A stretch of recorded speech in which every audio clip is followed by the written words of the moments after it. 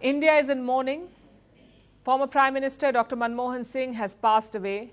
He had a public career spanning over 4 decades, a period in which he not only witnessed but also shaped India's transformation. Dr. Singh's biggest legacy was India's economic liberalization. He oversaw it as the finance minister of the country. He turned India from a laggard into an economic powerhouse. Then he served as Prime Minister for 10 years and shaped India's foreign policy. A man of few words, one of his most famous quotes was that history will judge me kindly.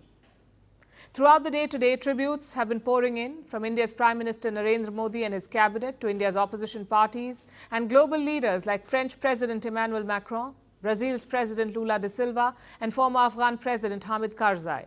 They've all paid their tributes. Our next report looks at his life and legacy.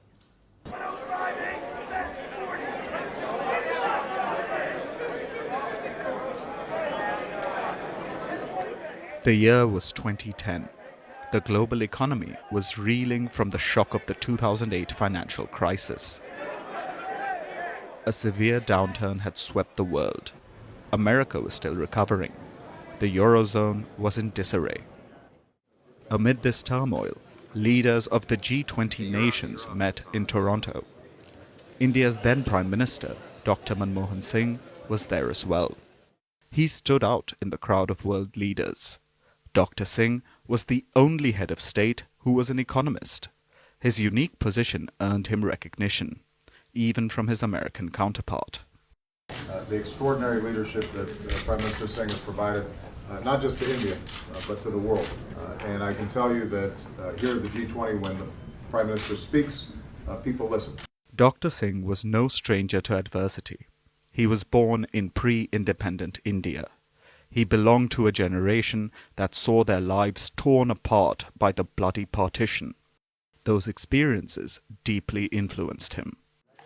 They shaped his decisions during India's own economic crisis in the 1990s. At the time, the Indian economy was on the verge of collapse. Foreign reserves were alarmingly low. They came down to just $1.7 billion. That was barely enough to cover 3 weeks of imports. The foreign press had declared India a caged tiger. It was Dr. Singh who set it free. Back then, he wasn't the obvious choice for finance minister, but his credentials left no room for doubt. As a student, he studied economics, first at the Punjab University and later at the University of Cambridge. He earned his doctorate in economics at Oxford. In government, Dr. Singh had held every top economic position. He served as India's chief economic advisor, the governor of the Reserve Bank, and the country's finance secretary, before becoming finance minister in 1991. That is the year that Dr. Singh unveiled his path-breaking economic reforms. An India worthy of the dreams of the founding fathers of our republic. We shall pay any price, bear any burden, make any sacrifice to realize those dreams. India is on the move again. We shall make the future happen. Serendipity found Dr. Singh again in 2004. That year, he became India's Prime Minister. If economic reforms defined Dr. Singh's legacy as finance minister, as Prime Minister, foreign policy would take center stage. In 2008, he risked everything for a landmark nuclear deal with the US. It ended a 30-year American ban on nuclear trade with India. More importantly, it reshaped India's global standing. In 2009, Dr. Singh achieved yet another important landmark when Brazil, India, China and South Africa decided to team up. Russia would join their ranks. The group came to be known as BRICS.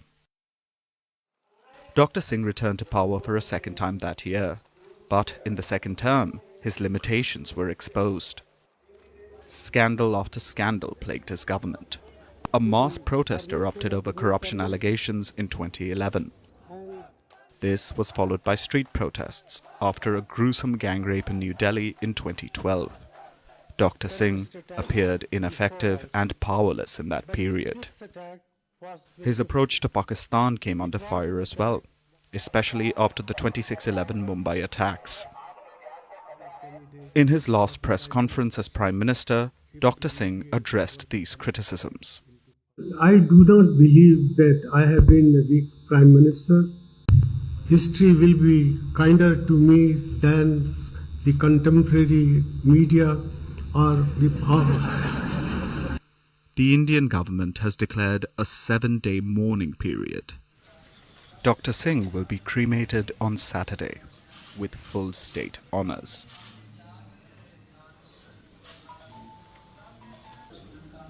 Tributes have poured in from all quarters, from allies to opposition, from national to global leaders. The best tribute perhaps came from the current Indian Prime Minister, Narendra Modi. एक नेक इंसान के रूप में, एक विद्वान अर्थशास्त्री के रूप में और रिफॉर्म्स के प्रति समर्पित लीडर के रूप में उन्हें हमेशा याद किया जाएगा।